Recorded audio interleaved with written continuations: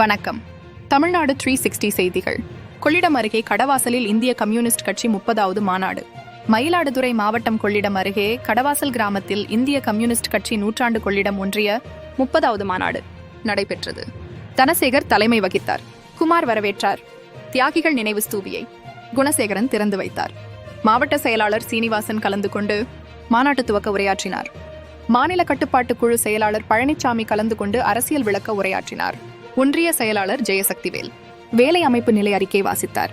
விவசாய சங்க மாவட்ட செயலாளர் சிவராமன், மாவட்ட தலைவர் நீதி சோழன், விவசாய சங்க மாவட்ட தலைவர் வீரராஜ், மாவட்ட செயலாளர் ராமன், ஊரக வளர்ச்சி தொழிற்சங்க மாவட்ட செயலாளர் தமிழ்மலர் மற்றும் நிர்வாகிகள் உட்பட பலர் கலந்து கொண்டனர்.